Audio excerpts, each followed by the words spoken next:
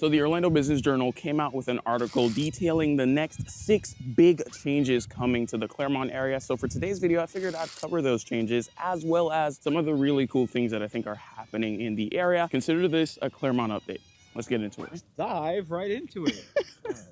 So one of the first big changes coming to the Clermont area actually has to do with downtown Clermont and exactly where I am right now. They're going to be reimagining this area. One would be the reconstruction of that pier. They're going to have a fishing pier along with a couple boat slips as well as jet ski slips. Another thing they're going to do apart from the pier is actually revamp this green space slash seating area slash walking area. They're going to be calling it the Meet in the Middle Park. And so you'll have amphitheater styled green spaces, restroom, more places for people to hang out, just an overall re-theme to what is an historic, but in some cases outdated area that could use some touch-up. Concepts like Salt Shack, for example, I think is a really good example of integration to the community. Kind of works well, adds life and vibrancy into downtown. And other businesses are taking note of that and they're choosing to come here as well, like the one that we're about to go check out. This was previously known as the Johnson's Market Village. Opened and closed relatively quickly, but in its place is a really cool new concept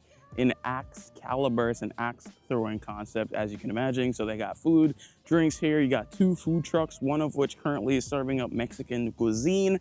And according to the owners of Axe Caliber, they want the second spot to kind of be filled out with something you can get really quickly. Think milkshakes, burgers, that kind of thing. So one thing I did not talk about while I was in the field is all the retail ventures outside of downtown Clermont. Recently on my Instagram, I tried out Swig, this dirty soda shop that's now in the area. And then right next to Swig, I saw another food spot coming in, the Honey Baked Ham Company. Funny enough, the first time I've ever heard of this place is from a gospel musician that I follow. Don't say I never put y'all on.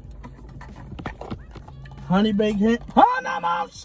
So while the article was mainly referring to the Revamped Waterfront project, there are a lot of other retail ventures going in and around the Clermont area. Right now, I am beside what is a 12-acre site that's currently a lumberyard, but it's going to be repurposed into what's known as the Lumberyard District. According to the latest report, you'll have 392 apartment units there, ranging building-wise from 1 story to 4 stories, and 50,000 plus square feet of commercial space for restaurants, retail, office, and other related use. There definitely has been some slight changes in reporting over time. I remember covering this story months ago when the apartment unit count was a little bit over 260, not 360. And then also the entertainment complex was known as the Sawmill, which was really cool. It's supposed to be like arcade, putt-putt type games, food, drinks, and you have like a rooftop section, kind of like the whole enchilada in a way.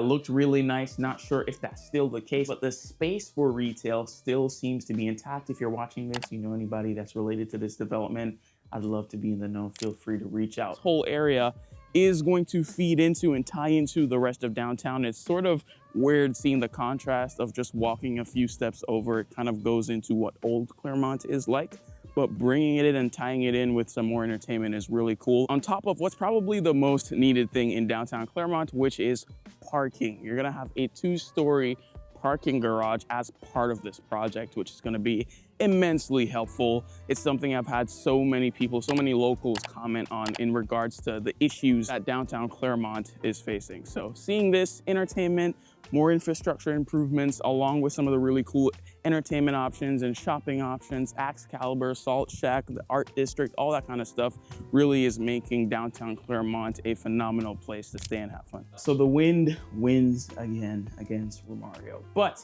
the next big change that I was talking about there had to do with the 516. The article specifically stated the 516, or better yet known as the Lake Orange Expressway.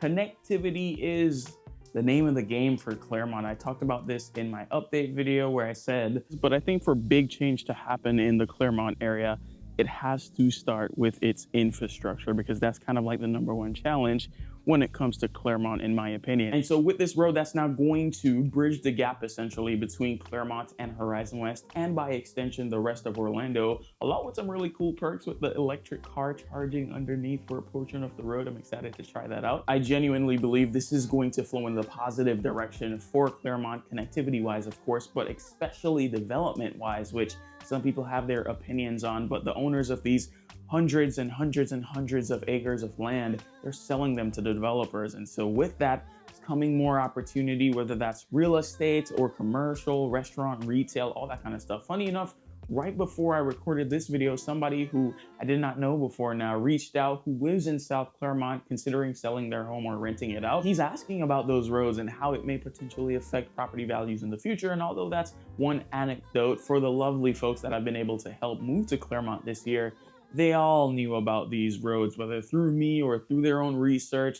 It's very important that these roads go in for, one, alleviation of the traffic in certain areas in Clermont, but then secondarily, to be able to get outside of Clermont and get to Orlando, making those locations just more desirable by basis of their connectivity to the rest of the city. And so whether that's the Independence Parkway extension that I'm pointing to here, another great way that will soon open up to get to Horizon West, or the Hancock Road extension coming down into Schofield here in the Wellness Way corridor to alleviate traffic off of 27 and 50, or the famous Wellness Way connector, Sawgrass Boulevard over into Fleming's. It's a lot, and I actually like the fact that it's a lot because I do think it's needed and it's going to change the area in a very positive way. And a byproduct of all these roads and more connectivity is that more people are going to be able to live near it. And so another big thing on the list for Clermont, according to this article, in their words,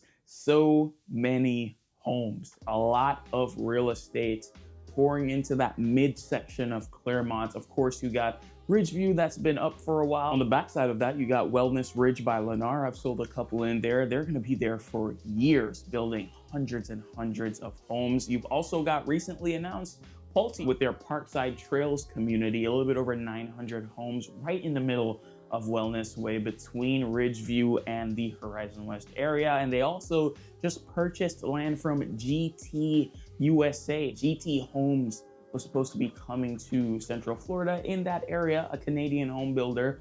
That portion now is sold to Pulte, while GT USA retains the non-residential components, which amounts to about 326,000 square feet of commercial space for anchor, retail, and restaurant. The last change that I haven't talked about that they mentioned in the article had to do with lodging. Not a ton of hotel brands in Clermont. There are some on the horizon. The article specifically spoke about Town Suites by Marriott coming to State Road 50, about 70,000 square feet there.